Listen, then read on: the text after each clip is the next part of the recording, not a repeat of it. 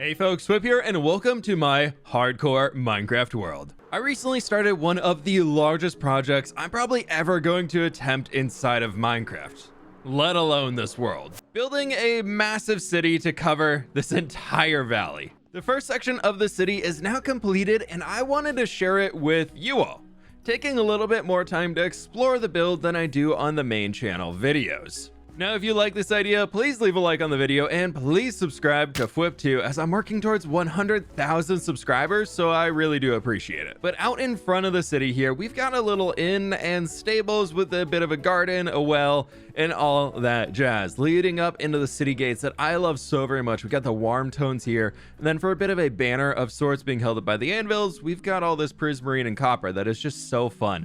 Outside, I wanted to be very, very lush and just completely overgrown to kind of contrast the big city feel that we're going to have on the inside. Nature is something very important for me to include in the build, so we're kind of working that in as we go. So you see flowers, glowberries, little things like gardens over there, and the works. Right over inside of this building, we actually have two buildings kind of connected together with a bit of a texture variation going right up the middle, which I thought was very fun. So we've got kind of the jungle and the sandstone in there, but the entire base area is going to be a place to store wagons and carts. So we've got one built up in here so far, and the interiors are all going to be coming as we go. But we've got a cool little standout here with another cart, and actually a coral block to look like some blueberries. So underneath it is actually a waterlogged slab to keep it alive. Then we got a few potatoes on campfires right over here. But I just thought fun details like this with having some colorful awnings is a good thing to include throughout the entire city. Let's jump in behind this building. You can see I used the signs and glow lichen and some glowberries in here just to spruce up this bit a tiny bit. Then we've got a small shed on the back with some barrels, a chest, and apparently no floor. Up above it, we've got a few beehives and bee nests, whatever they are, just to add some extra detail in here to not just have barrel spam because it's kind of the same color as spruce. And then over here, we've got a well. Hey, look, I forgot I put that there. And this well is kind of funneled by all of the water runoff that would come off of the top of the building would come through this being a little hopper or something or another. I don't know. Somehow water gets down. It fills. People drink. Once we eventually expand the leaves from up above on top of this tree, because I want to bring it out basically twice as far in every direction, because I think it'd be really cool. It'll be really covering this. We can kind of think the tree leaves are dripping down into here, then that's dripping down and whatnot in there. But anyways, this other little section, we'll get over to these buildings soon. We can come back throughout here where there's just a few boxes and crates and things in the alleys as we go. We got a little overhang up there that unfortunately, after I built the stables on this side, they kind of lost a lot of their light that they would get in, which is unfortunate. But out here, we've got another market stall for us. Again, changing up the colors. I want to just go crazy with these. So here we're using purple and smooth quartz, which I thought was fun. And this guy's just selling plants of sorts. I don't know. We've got a wheelbarrow, and then we've got a small carrot patch right here in front of our stables, where there's a bit of a hay lift to kind of block the sight line leading down, and then further down there with all of those banners. And on the inside, we'll build some stables for horses out in here. And then there's a little corral outside where the horse could come out, get a little bit of fresh air, or stay under here. Basically, if all the stables are full, they can throw more horses out back. Leading up to one of my absolute favorite parts of this is this little shrine. I recently was on my honeymoon in Italy, and there are things like this just cut back into the walls with like a bust or a random statue in there. And I wanted to bring that idea into the city. So we built that guy out, just this little corner, it needed some detail. Then we move up here where we've got a fancy little tree, some flowers. This guy is going to be a toolsmith as we're working on, so it's got a lot of cool things over here. I hung an anvil above some string just to make it look like it's almost like a sign for this is a smithy. Over here in the center, this is going to be a carpenter, and then he's going to have the workshop down, or they are going to have the workshop down on the first floor using some stripped mangrove and actually soil up there. I thought was a fun combo. Then coming around the corner, we've got a big old tree here, which I absolutely love. Threw some sweet berries in the base, and some glow lichen to keep it mob proof back there for one. And then on this side with the lantern, I just threw a few flowers and some azaleas. This guy up here is going to be a baker, so I added a big sign there in the front,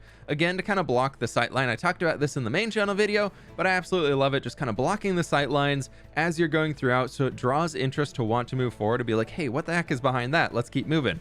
Just like we have the bell tower up there that you can kind of see through here, that's like, whoa, that's cool. Right now where we've ended is up here in front of the bakery. It goes through this way where I'm gonna take a little slice of the cake. And we've got this big old archway that will lead down further and reconnect to a main road that's going to come off over there. But for now, we got to loop back into here where we have a potter with a cool little second story house. And I think the potter's workshop will be on the first story. Just a few little fun nooks and crannies in there. And then this big one here is actually going to be a grocery store. I want to make sure that everything is kind of in the city. So I'm trying to come up with different ways of doing it. So the whole first floor in here is going to be a bunch of different produce and things on display, which would be really cool once we actually get a floor in there and start building. Just like the potter needs a floor too. Moving on, we've got these cool trees out here in the front using some moss with tall grass on it and then azalea leaves. And I think it's oak fences. Yeah, it is. And then in here we have some coral on waterlogged mossy cobblestone slabs down there so that those can actually stay alive, and just some extra flowers in the middle. Here's the tailor shop on Main Street leading back up to where we have the big inn tavern of sorts, which is going to be a tavern on the first floor. Second floor is going to be a bunch of rooms in the inn, which will be super cool to build up, and there'll probably be a third floor in there too. But over here in the front, we've got a small little wheat patch. I don't really know why. I just wanted to add a lot of just different crops and things inside that people could still harvest and use as their little tiny gardens. So this one, I just figured wheat would be something different than the carrot patch down there. But coming around the corner, we've just got a big old chimney going all the way up the top. This build actually uses cyan terracotta and light blue terracotta, which I thought was a fun touch. Then in there, just another little sticky outy bit, and we got some sand and sandstone to kind of brighten up this alley because it got very dark for a while. We've got our cobblestone back here with a tulip vendor of sorts, a big old tower. This is going to be an explorers guild, which I think would be really cool to do the interior because we can make some fun things that maybe they brought back that are on display inside of the guild where it's a little dark in there, so we close the door. Stairs that currently lead up to just the second story of this house, which is also need of a torch. And I can't decide if I want to take it up further or not, so that's why I actually built these banners up here to kind of block that. Oh, I fell down. And you don't really see too much beyond it, so I thought that was a good touch. But where we fell into is actually the garden behind the tavern itself, just a way that they can have a veggie garden and give some fresh produce and things to all the people staying there. Speaking of which, much better. Spooky scaries are gone. Now, coming around this back corner, we've got the greenhouse up there on top. This is going to be a library, which was really fun to do, like the light versus dark contrast between the build. And it's just kind of split right down the middle, but we'll build that into a library with access for reading in the greenhouse. I thought could be super fun. And this just leads us right back down to Main Street. In here, I want to extend this out eventually and build a big plaza, which is kind of why I've moved the shulker mess to for now, and a big old grand building, like some sort of governmental type building here at the end. So as soon as you're coming inside the city, you're just like, wow, I gotta check that out. That oak tree specifically. But that is everything we built in the first episode. Honestly, I'm on day 200 or 2343 now. I started this one without even going any of the creative planning at day 2200 or earlier. I can't remember. It's been a long time. So thank you very much for watching. Please leave a like down below if you did enjoy. Subscribe to fWhip 2. Check out the main channel if you somehow found this channel first. There's a link in the description. But with that, my friends, I'll catch you all on the fWhip side. The fWhip 2 side? The fWhip side. fWhip 2, fWhip side. Yeah.